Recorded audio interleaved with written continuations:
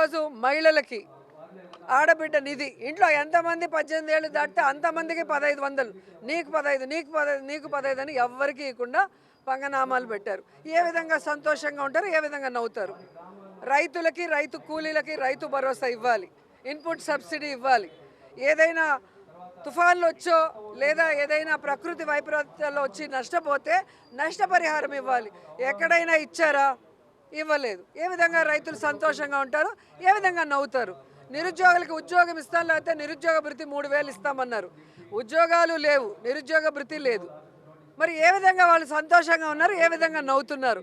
ఇలా ప్రతి వర్గం వారు కూడా, ఆశా వర్కర్లు కానీ, ఈరోజు మీరు చూస్తే అంగన్వాడీ వాళ్ళు కానీ, లేదా డ్వాక్రా గ్రూప్ వాళ్ళు కానీ, మహిళలు కానీ, రైతులు కానీ, నిరుద్యోగులు కానీ ఎవరైనా సంతోషంగా ఉన్నారా? ఎవరైనా మీరు న్యాయం చేశారా? ఇంకా ఏంటంటే ఈ కూటమి ప్రభుత్వంలో రైతులు ఆత్మహత్యలు చేసుకుంటున్నారు, అఫీషియల్స్ ఆత్మహత్యలు చేసుకుంటున్నారు, నిరుద్యోగులు ఆత్మహత్యలు చేసుకుంటున్నారు. ఎంత సిగ్గుచేటో ఒకసారి ఆలోచించండి. ఇవన్నీ రాష్ట్రంలో ఉంటే అవి ఏవి ఈయన కళ్ళకు కనపడినట్టు ప్రజలంతా సంతోషంగా ఉన్న నవ్వుతున్నారు. నవ్వాడన్న కారణంతో కొమ్మినేని గారి మీద కేసు పెట్టి కోర్టు దగ్గర చీవాట్లు తిన్న పెద్ద మనిషి చంద్రబాబు నాయుడు. ఇంకా అబద్ధాలు చెప్పుకుంటూ పోతే ఇక ఈయనకి ఎవరు కూడా గౌరవం ఇచ్చే పరిస్థితి కూడా లేదు. అండ్ రెండవది, ఎప్పుడు చూసినా భారతమ్మ మీద పడి ఏడుస్తారు అందరూ. టీటీడీ చైర్మన్ బిఆర్ నాయుడు నుంచి పవన్ కళ్యాణ్ వరకు, చంద్రబాబు నాయుడుతో సహా. మరి తెలుగు వాళ్ళ నూతన సంవత్సరానికి చంద్రబాబు నాయుడు భార్య ఎక్కడికి వెళ్ళింది? హెరిటేజ్లో కూర్చొని పాలు వెతుక్కుంటున్నారా? ఎందుకు ఉగాది వేడుకల్లో పాల్గొనలేదు? ఎందుకు భార్య సమేతంగా మరి కనిపించలేదని నేను అడుగుతున్నా. మీరు అడుగుతారు కదా. మా జగనన్న, మా వదిన భారతమ్మ ఎంత లక్షణంగా ఉగాది పండుగ జరిపి ఈ రాష్ట్ర ప్రజలందరికీ కూడా విషెస్ చెప్పారు. మరి సనాతన యోధుడు ఏదో హిందూ ధర్మాన్ని, హిందూ కల్చర్ని కాపాడడానికి పుట్టినట్టు కథలు చెప్తాడు కదా పవన్ కళ్యాణ్. మరి ఆయన భార్య తెలుగు వాళ్ళ నూతన సంవత్సరం ఉగాది టైంలో ఎక్కడికి వెళ్ళారు? ఎందుకు రాష్ట్రంలో కనిపించలేదు? ఎందుకు ప్రజలకు విషెస్ చెప్పలేదు భార్య సమేతంగా వచ్చి? ఇక సిగ్గులేని బిఆర్ నాయుడు ఒకడు ఉన్నాడు. అసలు తిరుమల మీద చిన్న పోస్ట్ దొరికినా కూడా అది వాళ్ళ పూర్వజన్మ సుకృతంగా భావిస్తారు. చైర్మన్ పదవి అయినా నాకేం పని లేదా, నాకేం ఇది అన్నం పెడుతుందా, నాకు హైదరాబాద్లో ఇన్ని బిజినెస్లు ఉన్నాయి, అన్నీ ఉన్నాయి. మరి రాజీనామా చెయ్యి. నిన్ను ఎవడు కంటిన్యూ అవ్వమన్నాడు? తిరుమలకు ఒక ఆవిడతో వస్తావు, షిరిడీకి ఒక ఆవిడతో వస్తావు, ఇంకో టెంపుల్లో ఇంకో ఆవిడతో వస్తావు. మరి ఉగాది రోజు నూతన సంవత్సరం ఒక టీటీడీ చైర్మన్ కొండ మీద నించొని పంచాంగ శ్రవణం ఏర్పాటు చేసి భార్య సమేతంగా ఈ రాష్ట్ర ప్రజలకి శుభాకాంక్షలు చెప్పాల్సిన అవసరం ఉంది కదా. మరి ఎక్కడ గాడిదలు కాస్తున్నారు, ఎక్కడ తిరుగుతున్నారు అని నేను అడుగుతున్నాను. వీటి మీద డిస్కషన్ పెట్టరు. ఎంతసేపు జగన్ గారు, భారతమ్మ లేదా వైఎస్ఆర్ కాంగ్రెస్ పార్టీ మీద అబద్ధాలు చెప్పడానికి, నిందలు వేయడానికి, దుమ్మెత్తిపోయడానికి వీళ్ళకి టైం ఉంటుంది. కానీ మంచి చేయడానికో, మంచి రోజు భార్య సమేతంగా ప్రజలకి శుభాకాంక్షలు తప్పడానికో వీళ్ళకి టైం ఉండదు. నిన్న ఇక్కడ తిరుపతిలో ఏదో కార్యక్రమానికి విచ్చేసిన మా అక్క, మా రోజా, మా లప్ప అక్కో నీకోసమే వచ్చా నేను. ఎందుకంటే తిరిగే కాలు వాగే నోరు ఊరికే ఉండవని మా అమ్మమ్మ ఎప్పుడు చెప్పేదనమాట. సో అది ఖచ్చితంగా నీకు వర్తిస్తుంది. తిరగడం, నోటికి వచ్చినట్టు వాగడం, ఎవరి కళ్ళల్లో, మా కరుణన్న కళ్ళల్లో ఆనందం చూడడం కోసం నిన్న నువ్వు మాట్లాడిన మాటలు నిజంగా హాస్యాస్పదంగా ఉన్నాయి. రోజా, నువ్వు గుర్తుపెట్టుకోవాలి. రోజా నిన్న మాట్లాడింది కొన్ని మాటలు, అవి కూడా నేను మీకు చదివి వినిపిస్తాను. అన్నీ ఆనిముత్యాలు. మా అక్క మాట్లాడితే మామూలుగా ఉంటుంది లాంగ్వేజ్. ఉగాది రోజున వైఎస్ జగన్మోహన్ రెడ్డి, వైఎస్ భారతి గారి కుటుంబ సభ్యులు సమేతంగా పండుగ చేశారంట. చంద్రబాబు నాయుడు గారు, పవన్ కళ్యాణ్ గారు, బిఆర్ నాయుడు గారు ఏం చేశారంట? నాకు అర్థం కాని విషయము.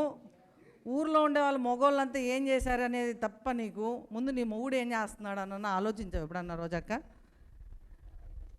అధికారంలో ఉంటేనే మీ జగన్మోహన్ రెడ్డి, అధికారంలో ఉన్నప్పుడు మాత్రం జగన్మోహన్ రెడ్డికి సాంప్రదాయాలు, భార్య, గుళ్ళు, పద్ధతులు గుర్తురావా? అధికారం కోల్పోయిన తర్వాత అంధకారంలో ఉన్నప్పుడు తండ్రి ఫోటో గుర్తొస్తుంది. అంతకుముందు పదవిలో ఉన్నప్పుడు కూడా తండ్రి ఫోటో పెట్టేది లే, పదవిలో ఉన్నప్పుడు. ఇప్పుడు తండ్రి ఫోటో గుర్తొస్తుంది, పెళ్ళాం పక్కన కూర్చోబెట్టుకొని పూజ చేయాలని గుర్తొస్తుంది, సాంప్రదాయాలు గుర్తొస్తాయి, పద్ధతులు గుర్తొస్తాయి. నిన్న ప్రదక్షిణ చేయమంటే ఎందుకు అంత ఇబ్బంది పడిపోయాడు జగన్మోహన్ రెడ్డి నాకైతే అర్థం కాలే. ఏందో ఆయన ప్రాణాలే ఇమ్మన్నంత ఫీల్ అయిపోయి పాపము తత్రిపెత్తిరి చేస్తున్నాడు. మొన్నేమో అక్షింతలు భూతోచ్చాటన చేయడం కూడా ఆయనకు తెలియదు. భూతోచ్చాటన చేసేటప్పుడు ఉత్తిష్టంతు భూత పిచాత అయితే భూమి భారక అని ఇలా చదివి వేస్తాం. కనీసం అది కూడా నాలెడ్జ్ లేనటువంటి జగన్మోహన్ రెడ్డికి అక్షింతలు ఇస్తే ఎట్లా నోట్లో వేసుకోలే, పక్కన పడేసాడు ఇంకొక ఎమ్మెల్యే మీద. ఆయన ఏదో ఇచ్చాడు కదా ప్రసాదం అని నోట్లో వేసుకోలే. అక్క నువ్వు మాట్లాడుతుంటే నిజంగా దయ్యాలు వేదాలు వల్లిస్తున్నట్టున్నాయి. ఆయనకి పదవిలో ఉన్నప్పుడు చెల్లి తల్లి ఎవరు గుర్తురారు, ఏమీ గుర్తురావు. అలాంటి అవకాశవాది గురించి నువ్వు వచ్చి మాట్లాడుతుంటే మాకు నవ్వొస్తుందక్క. నోరు అదుపులో పెట్టుకొని, నీకు చాలాసార్లు చెప్పినా కూడా నీకు సిగ్గు శరణ లేకుండా చంద్రబాబు నాయుడు గారు ఏం చేశారు, బిఆర్ నాయుడు గారు ఏం చేశారు, పవన్ కళ్యాణ్ గారు ఏం చేశారు, లోకేష్ బాబు ఏం చేస్తున్నాడు, నీకు ఏం కావాలో చెప్తే ఖచ్చితంగా అదే చేయమని వాళ్ళకి ఏదైనా మేము వినతి పత్రం ఇస్తాం. పాపం నిన్న ఇక్కడికి వచ్చావు కదా, కరుణను ఏమైనా మంచి బ్రాండ్ ఇచ్చాడా ఏమో నాకు అర్థం కాలేదు. ఆ కళ్ళల్లో ఆనందం చూడడానికి నీ అగసాట్లు మా కళ్ళ ముందర కట్టినట్టు కనిపించాయక్క. ఈమె నిన్న మాట్లాడింది కదా పెళ్ళాలు, ఇంకొక మాట కూడా అనింది. పాయింట్ టు పాయింట్ మాట్లాడతానక్క, నీకు పాయింట్ టు పాయింట్ మనకి ఎంత చెప్పినా సిగ్గు సరి ఉండదు అనుకో. ఈ గాడిదలు ఎక్కడికి పోయాయి, ఏమి చేస్తున్నాయి, పవన్ కళ్యాణ్ ఆయన భార్య కలిసి ఎందుకు ఉగాది చేసుకోలేదు, ఉగాది రోజు చంద్రబాబు నాయుడు గారు ఆయన భార్యతో ఎందుకు ఉగాది చేయలేదు, పండగ రోజు లేకుండా హెరిటేజ్లో పాలు బిసుకుతున్నారా? అవునక్క,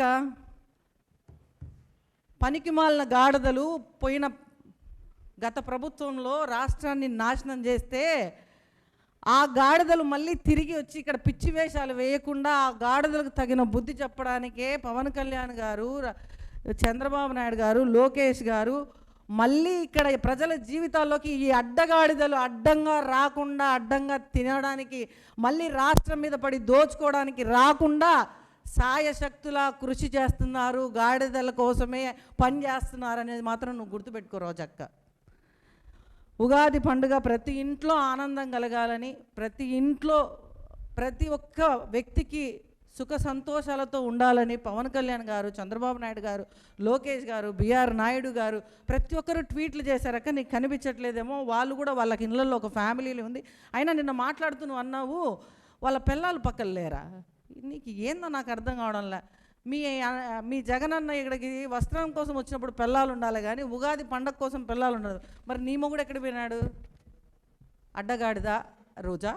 నీ మొగుడు నీతో పాటి పూజలో లేడే అంటే మన అన్న ఏమన్నా సరే సారీ అన్న కాదు నాకు బావ, మా బావ ఇంకో సెటప్ ఏమైనా సెట్ చేసుకున్నాడా, లేకుంటే నువ్వెవరితో చేసుకున్నావో కొంచెం క్లారిటీగా చెప్పు.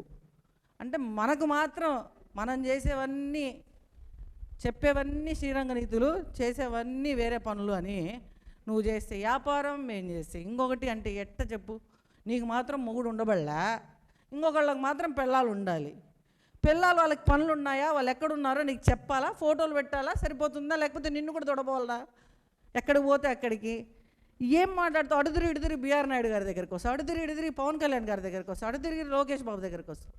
నీకు ఏం అవసరము? అసలు ఎందుకు మాట్లాడను అంటే ప్రజల సమస్యలు లేకుండా పరిపాలన జరుగుతుంది గత 2 సంవత్సరాలుగా.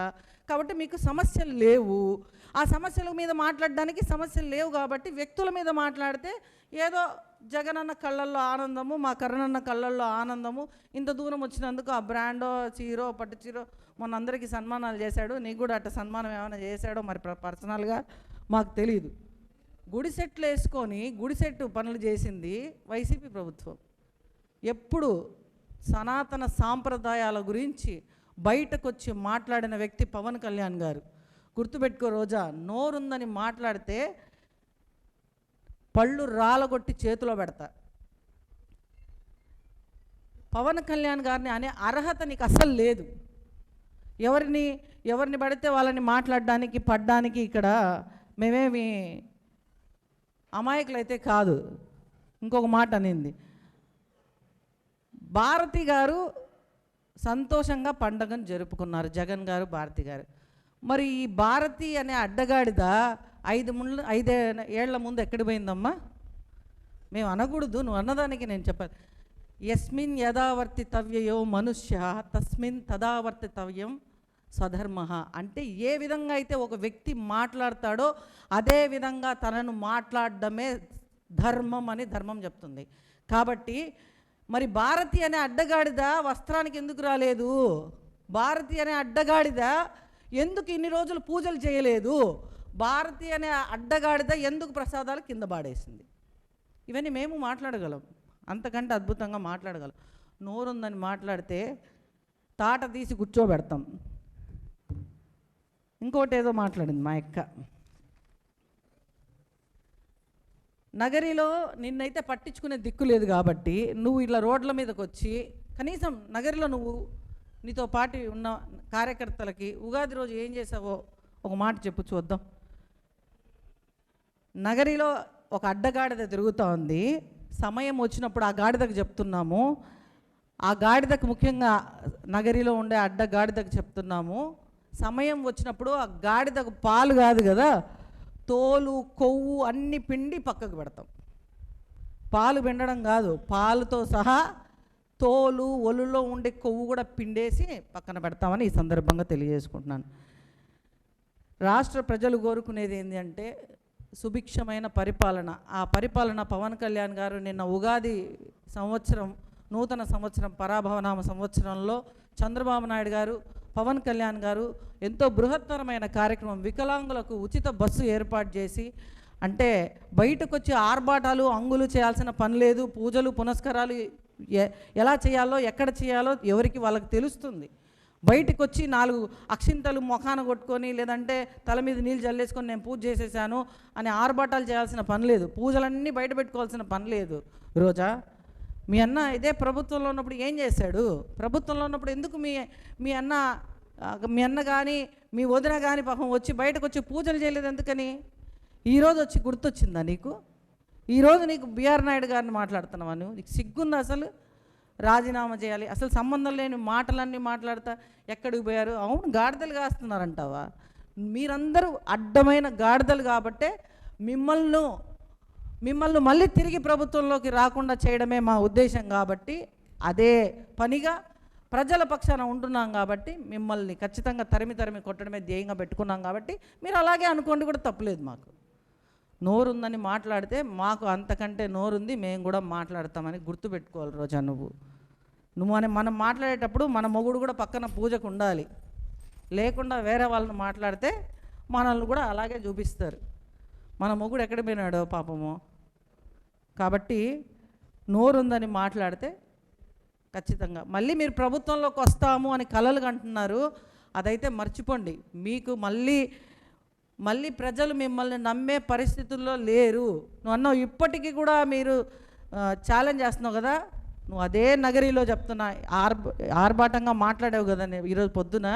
అదే నగరిలో నువ్వు మున్సిపాలిటీ ఎలక్షన్స్లో కానీ ఇంకొక ఎలక్షన్స్లో కానీ పంచాయతీ ఎలక్షన్స్లో కానీ రేపు ఏమాత్రం గెలుస్తావో నేను చూస్తా. రోజా, ఏమీ లేదు.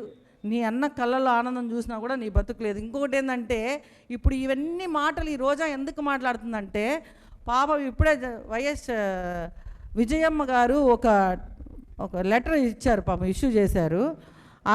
ఆవిడ ఆవేదన గురించి ఇప్పుడు ఈ నగరి అడ్డగాడిద మాట్లాడుతుందో లేదో. ఏ రోజా మాట్లాడతావా వచ్చి? మా అన్న పూజ చేసుకున్నాడు, మా అన్న పంచ కట్టుకున్నాడు, మా అన్న పూజలు చేసినాడు అనేది కాదు. ఇప్పుడు వాళ్ళ అమ్మ మాట్లాడుతుంది, వాళ్ళ అమ్మ బాధ పాపం విని చెప్పు ఒకసారి. వాళ్ళ అమ్మ ఏం మాట్లాడిందంటే, ఆస్తులన్నీ పాపం నా 4 మనవాళ్ళు మనవరాళ్ళు ఉన్నారు నాకు, 2 జగన్కి 2 షర్మిలా గారికి. సో వాళ్ళ 4కి చెందాల్సిందే తప్ప ఎవ్వరికి ఇది ఇప్పటిదాకా ఉమ్మడి ఆస్తే అని మాట్లాడింది.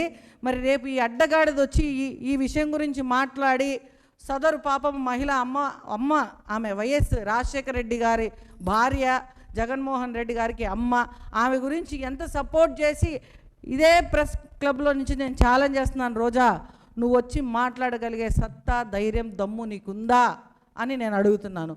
ఒక మహిళ పక్షాన ఒక మహిళ నిలబడాలంటారు కదా, మరి నువ్వైతే నీ పార్టీలకు అతీతంగా ఒక మహిళ కోసం పోరాడతానంటావు కదా, వచ్చి విజయమ్మ పక్కన నిలబడి మాట్లాడగలవా? నీకు ఆ దమ్ముంటే ఛాలెంజ్ చేస్తున్నాను ఈ విషయంగా రేపు వచ్చి. ఇది మీరు కప్పిపుచ్చడం కోసం జగన్మోహన్ రెడ్డి ఆస్తులు కబ్జాలు చేస్తున్నాడు, లక్షల కోట్ల ఆస్తులు దోచుకున్నాడు, తల్లిని చెల్లిని తరిమేశాడు. ఇవి ఎక్కడ బయటపడతాయో అని ముందస్తుగా మీరే వచ్చి అందరి నెత్తిన చెత్త పోస్తే సరిపోతుంది అనుకుంటే ఏనుగు తన మీద తను చెత్త పోసుకున్నట్టు ఉంటుంది. రోజా, గుర్తుపెట్టుకో.